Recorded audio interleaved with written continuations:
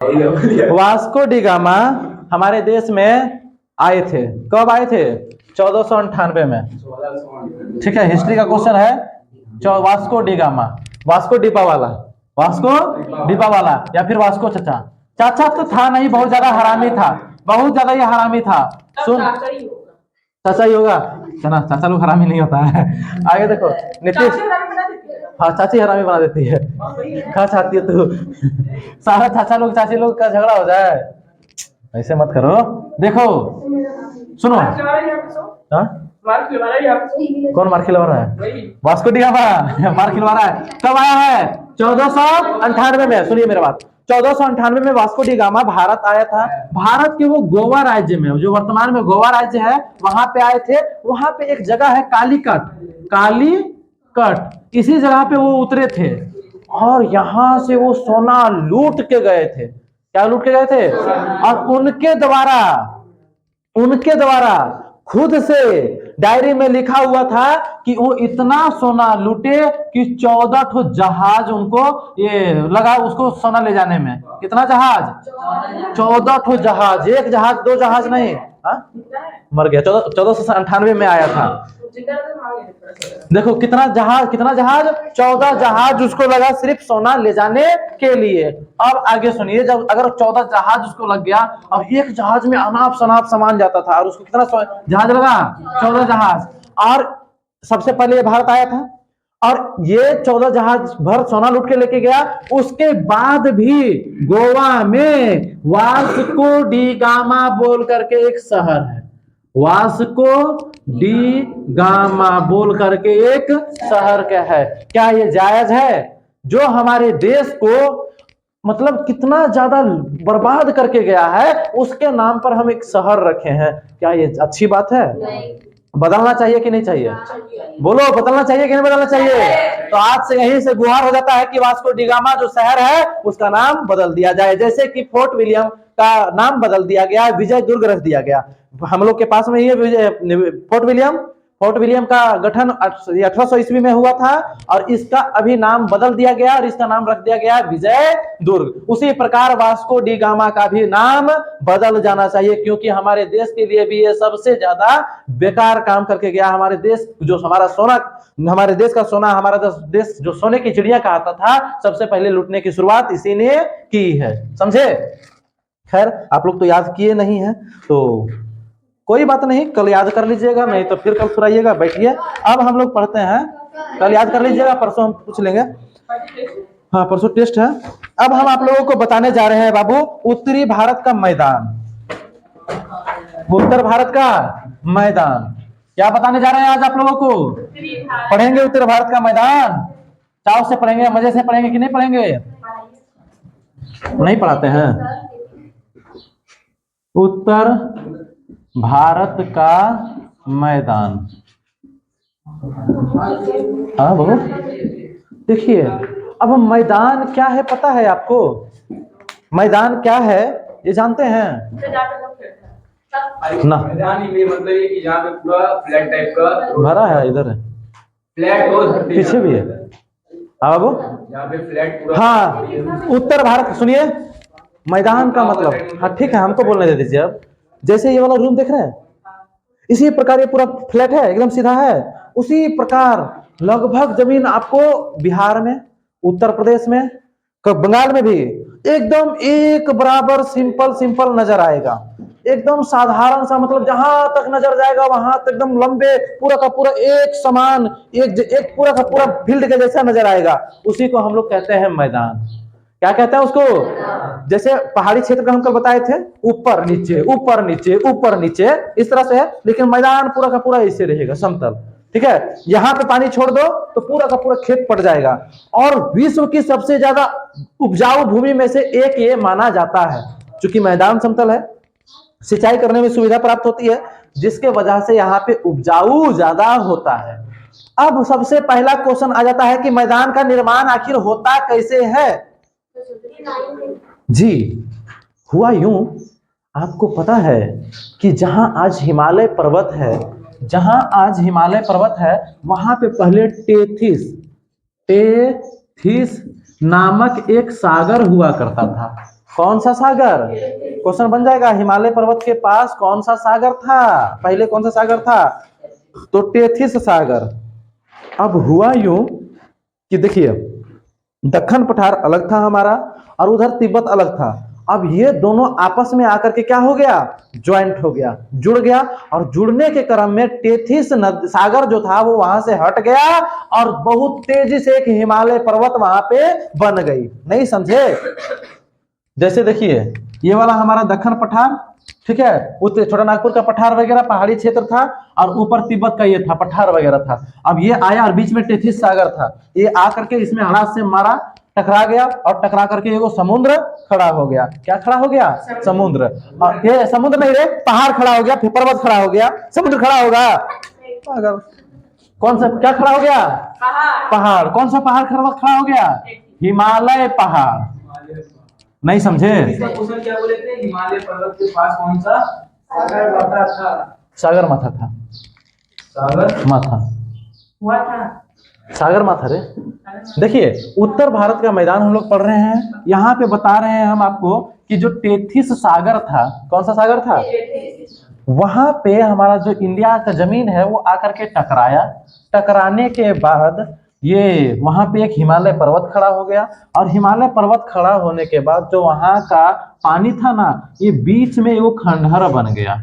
जैसे दक्षिण पठार नीचे रह गया, ऊपर में ये वाला भूमि जो था वो टेथिस सागर से टकरा गया और उधर में तिब्बत वगैरह का पठार था उससे जाकर टकरा गया, जिसके वजह से हिमालय पर्वत खड़ा हो गया और टेथिस सागर का पानी सारा का सारा इसी जो खंडहर यहाँ पे बन गया उसमें आ गया।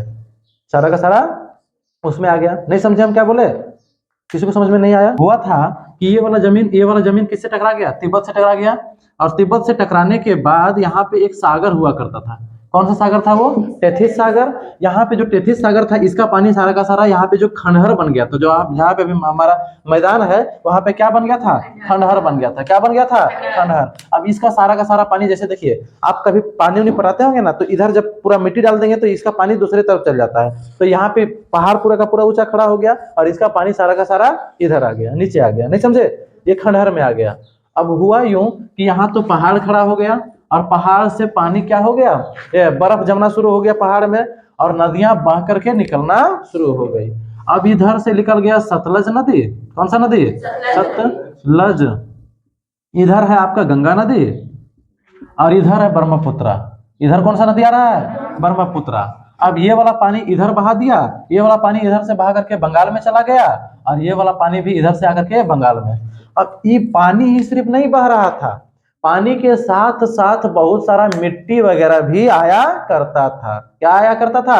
मिट्टी, कंकड़ उंकड़, वो आकर के उसको यहाँ पे जमा करना शुरू कर दिया। क्या करना शुरू कर दिया?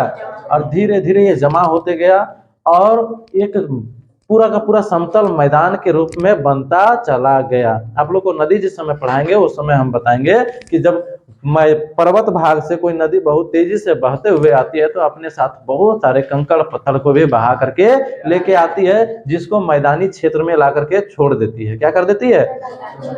क्या करती है? और यहाँ से जलोढ़ मिट्टी वगैरह का जमाव होना शुरू हो जाता है। अब कोई चीज को आप जमा करते चल जाइएगा ना, तो जैसे देखिए, बालू ही यहाँ पे रखे, फिर उसके पीछे रखते गए, फिर पीछे रखते गए, पीछे रखते गए, तो वो एक समतल होते जाता है। और उसी प्रकार ये यहाँ से यहाँ तक पूरा का पूरा एक जैसा बराबर हो गया। इसकी ऊंचाई समुद्र के तल से ऊंचाई मात्र 200 मीटर माना जाता है। कितना माना जाता है? 200 मीटर। मतलब ये पूरा का पूरा एकदम समतल हो गया। तो मैदान का निर्माण कैसे हो गया ये समझ में आ गया आपको कि जहाँ पे पहले टेथिस सागर था वहां पे हिमालय पर्वत खड़ा हो गया, जो भूमि टकराई थी उसके बीच में खंडहर बन गई और उसका सारा का सारा पानी खंडहर में आ गया। उसका सारा का सारा पानी क्या चीज में आ गया? खंडहर में आ गया। टाइम लिख लो। उसका सारा का सारा पानी खंडहर में आ गया।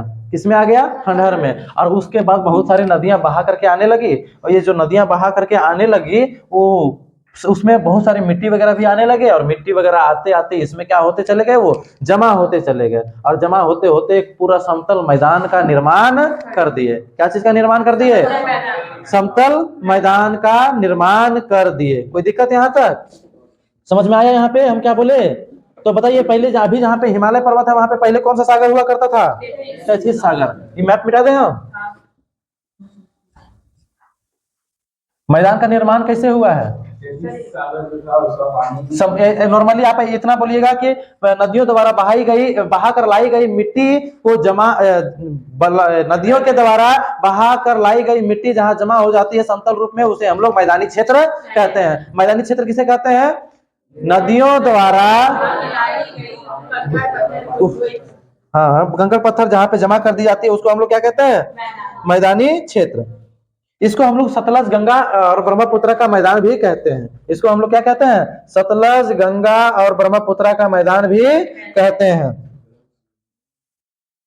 सतलज का मैदान हमारा बाबू देखिए, ये जो मैदानी क्षेत्र है ये भारत का सबसे नया भाग है। ये भारत का सबसे नया भाग। अब हम इसको नया भाग क्यों बोले, आपको कुछ समझ में आया? नया भाग इसको हम इसलिए बोले क्योंकि ये बना है। यहाँ पे पहले खंडहर था, बाद में इसमें मिट्टी जमा होते गया और इसका निर्माण हो गया, तो ये नया भाग हुआ इस हमारा। जैसे देखिए अभी बहुत समय से ये शर्ट हम पहन रहे हैं, बाद में वो नया सा कपड़ा खरीदेंगे, नया कपड़ा खरीद करके उसको सिलाई उलाई करके फिर हम पहनना शुरू कर देंगे, तो वो शर्ट हमारा नया नहीं हो जाएगा। तो ये हिमालय पर्वत हमारा पहले खड़ा हो गया था और दक्षिण का भाग तो हमारा पहले से था, लेकिन बीच में क्या था? पानी था। अब वो वाला भरते गया मिट्टी के द्वारा। और कौन सा मिट्टी? पहाड़ से जो कट करके आती थी उस मिट्टी के द्वारा भरते गया और एक जमीन वो बनता चला गया। क्या बनता चला गया? जमीन बनता चला गया, जिससे मैदान क्षेत्र का निर्माण हो गया। जिससे किसका निर्माण हो गया? मैदान क्षेत्र का निर्माण हो गया। ये देखिए हिमालय पर्वत उत्तर में हिमालय नहीं, मैदानी क्षेत्र, ये उत्तर में पर्वतीय भाग और दक्षिण में दक्कन पठार। दक्कन पठार के बीच वाले जमीन को हम लोग कहते हैं मैदान। क्या कहते हैं? नहीं समझे? हमने बोला कि बाबू जो उत्तर में हिमालय पर्वतीय प्रदेश तथा दक्षिण में दक्षिणी दक्कन पठार के बीच की भूमि, उत्तर में पर्वतीय भाग और दक्कन के पठार के बीच की भूमि, जैसे तुम ये दोनों के बीच में बैठी हुई है तो उसको मान लेते हैं हम पर्वत और इसको मान लेते हैं दक्कन पठार, और इसके बीच में तुम क्या हो गई? मैदान हो गई। नहीं समझे? तो बीच वाला भाग को हम लोग क्या कहते हैं? मैदान कहते हैं। अब इसका निर्माण कैसे हुआ ये भी हम सब बता चुके हैं आप लोगों को। कैसे हुआ इसका निर्माण? नदियों द्वारा। देखिए क्या कहता है आपका नोट्स कि मध्य पश्चिम में पंजाब से लेकर पूर्व तक असम तक फैला हुआ है। पंजाब से लेकर के पश्चिम में कहां तक? पंजाब तक। मतलब इसकी यहाँ पे देखिए ये उत्तर और दक्षिण तो आपको समझ में आ गया। इधर पंजाब से लेकर के असम तक, कहां तक? ये पूरा का पूरा जो क्षेत्र है, इस क्षेत्र को हम लोग क्या कहते हैं? मैदानी क्षेत्र। इसको हम लोग क्या कहते हैं? मैदानी क्षेत्र। नहीं समझे हम क्या बोले यहाँ पे? बताइए जो मैदानी क्षेत्र है वो हमारा कहां से कहां तक फैला हुआ है? पंजाब से असम तक। मैदानी क्षेत्र के दक्षिण में दक्कन पठार और उत्तर में पहाड़ी क्षेत्र। इसका लंबाई कितना है पता है? आप जितना हिमालय पर्वत की लंबाई उतना ही इसका भी लंबाई 2400 या 2500 किलोमीटर। 2400 किलोमीटर। कितना किलोमीटर? 2400 किलोमीटर। इसकी लंबाई कितनी है? 2400 किलोमीटर। और इसका औसतन चौड़ाई आपको 250 से, कितना से बाबू? 250 से 500 किलोमीटर मिलेगा। इसकी चौड़ाई कहीं पे ज्यादा कहीं पे कम है। बताइए ये मैदानी क्षेत्र की लंबाई कितनी है? 2400 किलोमीटर और चौड़ाई 250 से 500 किलोमीटर। 250 से 500 किलोमीटर। कॉप मिट्टी, जलोढ़ मिट्टी, ये सारी के सारी मिट्टी पाए जाते हैं। कॉप मिट्टी बहुत गहरा 4000 मीटर तक यहाँ पे कॉप मिट्टी ही पाया जा रहा है। कौन सा मिट्टी पाया जा रहा है? कॉप मिट्टी। देखिए सर ये वाला जो ये क्या लंबाई लिखे हैं 2400 किलोमीटर? हाँ बाबू, मैदानी क्षेत्र की लंबाई। इस मैदान को पश्चिम से पूर्व तक 3 उप भागों में बांटते हैं हम लोग। पश्चिम से पूर्व तक कितने भागों में बांट रहे हैं इसको? 3 भागों में। देखिए ये 3 भागों में बंटता है। पहला सतलज का मैदान,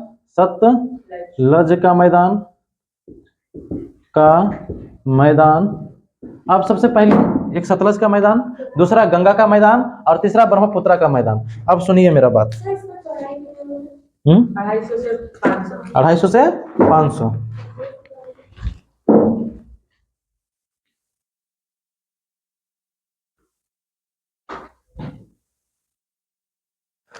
सतलज मैदान का निर्माण कैसे हुआ है?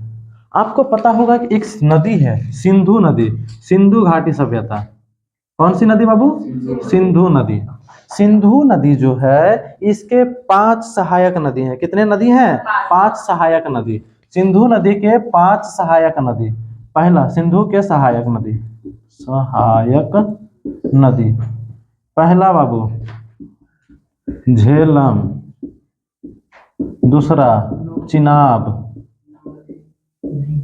चौथा राबी, चौथा सतलज और पांचवा ब्यास। कितने नदी बताए? सिंधु के सहायक नदी कितने? 5। झेलम, चिनाब, राबी, सतलज और ब्यास। झेलम, चिनाब, राबी, सतलज, ब्यास।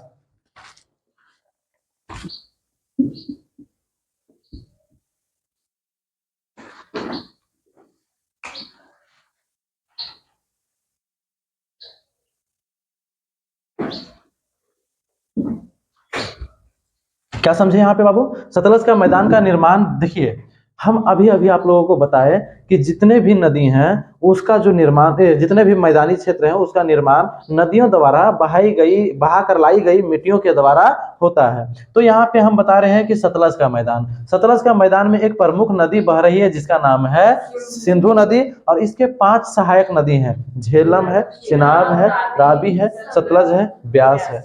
ये 5 ठो नदी है। कितना ठो नदी है? और कुछ याद कर लीजिए, पंजाब को याद कीजिए। ये कहाँ से बह रहा है? पंजाब। पंजाब का मतलब हम कल क्या बताए थे? 5 नदियों वाला राज्य, 5 नदियों वाला जगह। तो ये 5 ठो नदी यहाँ से बह रहा है, इसीलिए उसको क्या रख दिया हम लोग? नाम पंजाब। उसका नाम हम लोग क्या रख दिए? पंजाब। क्या नाम रख दिया उसका? पंजाब। कोई दिक्कत यहाँ तक? अब ये सारे के सारी नदी जितना भी मिट्टी उट्टी बहा करके लाती है वो एक जगह जला करके जमा कर देती है, और ये इतना लंबा में जमा हो गया है, इतना लंबा में जमा हो गया है कि एक मैदानी क्षेत्र बन गया। क्या बन गया? इसको हम लोग कौन सा मैदानी क्षेत्र कहते हैं? सतलज का मैदान। कौन सा मैदान कहते हैं इसको? समझे क्या बोल रहे हैं? यहाँ मैदानी क्षेत्र बहुत ज्यादा उपजाऊ होता है। सतलज मैदान का निर्माण 5 नदियों से मिलकर के हुआ है। पहला सिंधु नदी और सिंधु के 5 सहायक नदी झेलम, चिनाब, राबी, सतलज और ब्यास। यह जो नदी है ये बहुत ज्यादा मिट्टी वगैरह को बहा करके लाता है, जिसके वजह से यहाँ पे एक मैदान का निर्माण हो गया, जिस मैदान को हम लोग कहते हैं सतलज का मैदान। कौन सा मैदान कहते हैं? सतलज का मैदान। और सतलज का मैदान जो है बाबू वो अत्यंत समतल है, बहुत ज्यादा समतल है, पूर्ण से फ्लैट। और जो समतल जगह होता है वहां पे जीवन यापन बहुत अच्छे तरीके से हो सकता है या किया जाता है। जैसे समतल जमीन रहा तो खेती करने में सुविधा, यातायात आने जाने में सुविधा, सिंचाई करने में सुविधा, हर तरह का सुविधा वहां पे प्राप्त होता है, जिसके वजह से वहां पे जीवन यापन करना बहुत ज्यादा सरल माना जाता है। और भारत का अन्न भंडार भी हम लोग इसी मैदान को कहते हैं, क्योंकि यहाँ पे गेहूं, बहुत तरह का फसल और बहुत ज्यादा उपजाऊ बहुत ज्यादा उपजता है। आप गेहूं सुने हो? तो अगर सुनना है किसान लोगों के बारे में तो पंजाबी किसान के बारे में सुनिए। अरे ट्रैक्टर उन लोगों का, हम लोग के यहाँ पास तो नॉर्मल ट्रैक्टर होता है, वहां पे हम लोग तो गाय बैल रखते हैं, वो लोग ट्रैक्टर रखता है, और वो भी ऐसा वैसा नहीं, वो बड़ा बड़ा चक्का वाला, और उसमें बॉक्स लगाए हुए रहेगा, और गाना दन दन दन दन बज रहा है और सब खेती कर रहा है। वो लोग जंगली जानवरों से अपने खेत को रक्षा करने के लिए गाना चालू करके रख देते हैं रात रात भर। और ये हनी सिंह वही कहते हैं, हनी सिंह का गाना पूरा का पूरा बजते रहता है। सिद्धू मूसेवाला का गाना, सिद्धू मूसेवाला तो अब हमारे बीच में नहीं रहे, उनकी हत्या कर दी गई। लेकिन वो उन लोगों का खेती, मतलब वो लोग खेती को रोमांच के रूप में करता है, मस्ती से पूरा का पूरा। आप लोग उन लोगों का ट्रैक्टर देखेंगे पूरा ऊंचा इस तरह से बॉक्स बना हुआ, बांधा हुआ है टाइट से, और मस्त एकदम जोत रहा है, उसको गाना चालू है, खेती कर रहा है। और उन लोग का खेत, एक एक आदमी का कई कई एकड़ में खेत होता है, कई कई एकड़ में। समझे। हम लोग के यहाँ तो छोटा मोटा इतना, किसी का इतना बड़ा खेत तो किसी का इससे डबल खेत। वहां पे एक आदमी का यहाँ से लेकर के आपका ये गंगाधर साइड में पूरा का पूरा इतना फैला हुआ एक कोई का, और वहीं पे सारा का सारा बड़े बड़े जो खेती का मशीन है उसको उपयोग किया जाता है। तो इसी को हम लोग कहते हैं सतलज मैदान का भारत का अन्न भंडार। सतलज मैदान को ही हम लोग क्या कहते हैं, भारत का अन्न भंडार। क्या कहते हैं, नहीं समझे यहाँ तक। अब हम लोग समझते हैं गंगा नदी। गंगा नदी, बताइए पंजाब का नाम पंजाब क्यों पड़ा। 5 नदियों के नाम पर ये इसका नाम पंजाब पड़ा है। अब हम पढ़ रहे हैं गंगा का मैदान। गंगा का मैदान, अच्छा ये एक और बात, सतलज का मैदान किस किस राज्य में है ये तो समझे आप। ये है पंजाब में और हरियाणा में, और हरियाणा में। पहले तो पंजाब ही था, बाद में इसको भी हरियाणा बना दिया गया। पंजाब और हरियाणा। गंगा का मैदान, बताइए गंगा का मैदान कहाँ हो सकता है। ये है बाबू आपका उत्तर प्रदेश, बिहार और कोलकाता यानी पश्चिम बंगाल। पश्चिम बंगाल, पश्चिम बंगाल की, पश्चिम बंगाल किस लिए फेमस है। पश्चिम बंगाल किस फसल के लिए ये फेमस है, कौन सी खेती के लिए, चावल। यहाँ पे सबसे ज्यादा चावल का उपज होता है। पंजाब में सबसे ज्यादा गेहूं का उपज होता है, पंजाब वगैरह में सबसे ज्यादा गेहूं का उपज है, और पश्चिम बंगाल में सबसे ज्यादा चावल का उपज।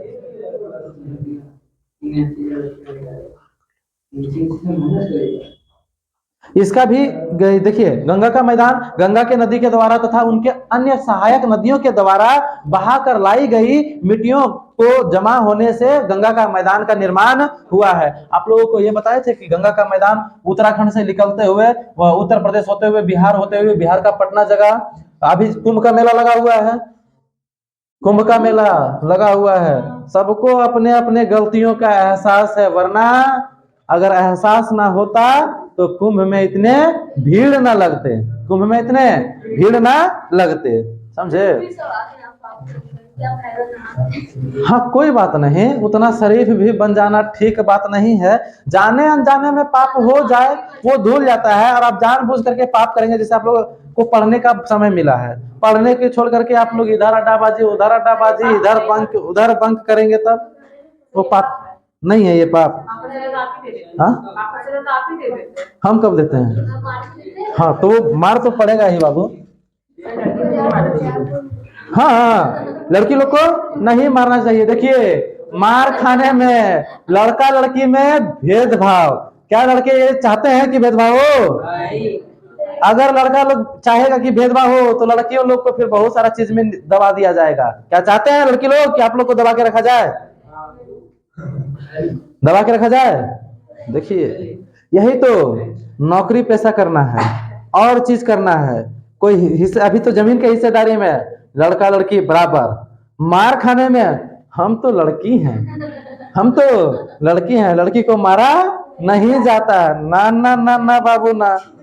अरे हम लोग जिस समय पढ़ते थे ना, हमारा मास्टर हम लोग को बहुत अजीब ढंग से ट्रीट करता था। क्या करता था सुनो, लड़का लोग अगर नहीं सुनाया तो इस पे मारते थे, हाथ उल्टा करके इस पे मारते थे, ये वाला पेन डाल करके ऐसे कर देते थे।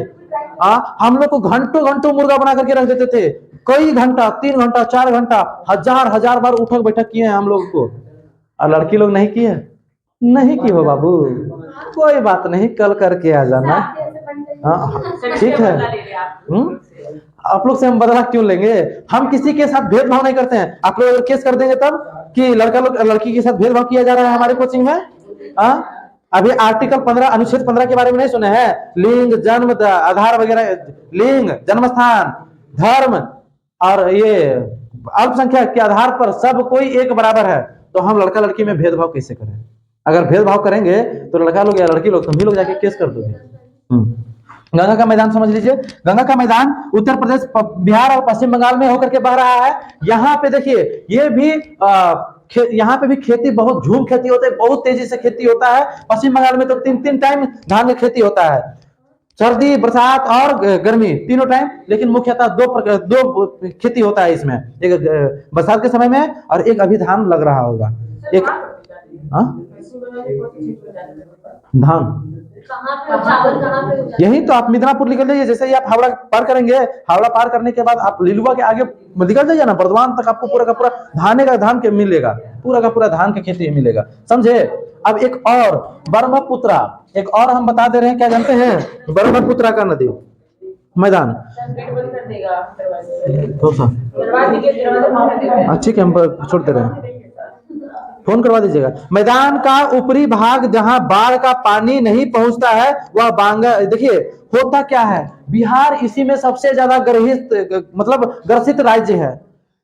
एक जगह बहुत ज्यादा पानी आ जाता है, एक जगह पानी आता ही नहीं है। जहां पानी आ जाता है वहां पे बाढ़ आ जाता है, बहुत तेजी से बाढ़ आ जाता है। कहीं बाढ़ है तो कहीं सुखाड़ है, कहीं बाढ़ है तो कहीं सुखाड़ है। गंगा का मैदान का पानी, क्वेश्चन सुनिए ना, मतलब आंसर इस टाइप का लिखेंगे, गंगा का मैदान का पानी उत्तर प्रदेश बिहार से होते हुए पश्चिम बंगाल की ओर जाता है। हाँ नहीं, गंगा का मैदान किन किन राज्यों में फैला हुआ है, ये पंजाब में, सॉरी उत्तर प्रदेश में, बिहार में और पश्चिम बंगाल में। अब सुनिए बाबू क्या बोलता है कि उत्पत्ति तथा उपजाऊन की दृष्टि से इस मैदान को 2 भागों में बांटा गया है। एक जगह ये पहाड़ मतलब पानी पहुंचता है, उसको हम लोग खादर कहते हैं, और जहां पानी नहीं पहुंचता है उसको भांगर और खादर। जहां पे पानी नहीं पहुंचा उसको भांगर, और जहां पे पानी पहुंचा उसको खादर। जहां पहुंचता है वहां अजीबो पहुंच जाता है, और जहां नहीं पहुंचता है वहां सुखा देता है। क्या करता है नेपाल में, इसके लिए बांध बनाने की सबसे ज्यादा जरूरी है। इसको हम नेक्स्ट क्लास में अच्छे से समझाएंगे आप लोगों को।